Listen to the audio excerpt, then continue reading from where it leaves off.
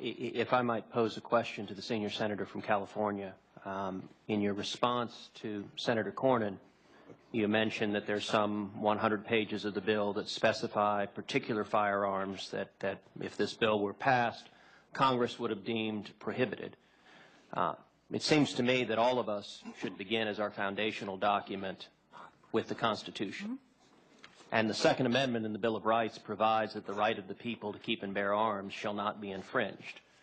The term, the right of the people, when the framers included it in the Bill of Rights, they used it as a term of art. That same phrase, the right of the people, is found in the First Amendment, the right of the people to peaceably assemble and to petition their government for redress of grievances. It's also found in the Fourth Amendment, the right of the people to be free from unreasonable searches and seizures.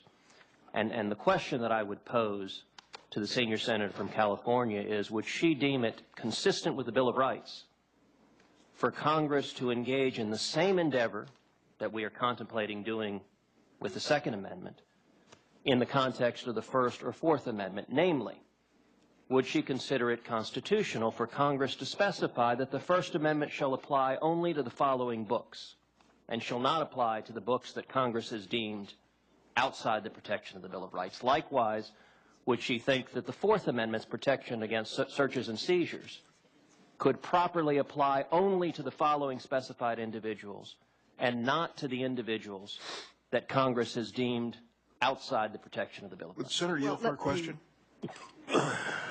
Let me just make a couple of points in response. One, I'm not a sixth grader. Senator, I've been on this committee for 20 years.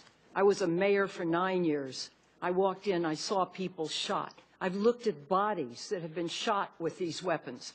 I've seen the bullets that implode. In Sandy Hook, youngsters were dismembered. Look, there are other weapons. I've been up, I'm not a lawyer, but after 20 years, I've been up close and personal to the Constitution. I have great respect for it. This doesn't mean that weapons of war, and the Heller decision clearly points out 3 exceptions, 2 of which are pertinent here. And so you know, I mean, it's fine you want to lecture me on the Constitution. I appreciate it. Just know I've been here for a long time.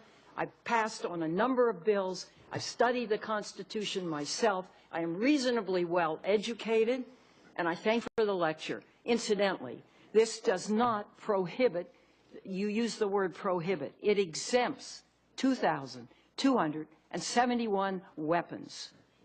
Isn't that enough for the people in the United States? Mr. Do Chairman? they need a bazooka?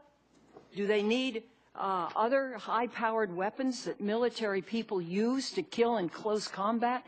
I don't think so. So I come from a different place than you do.